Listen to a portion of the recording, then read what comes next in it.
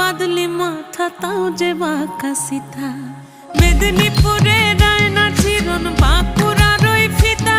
আর যতন করে বাঁধলি মাথা তাও যে বাঁকা সিথা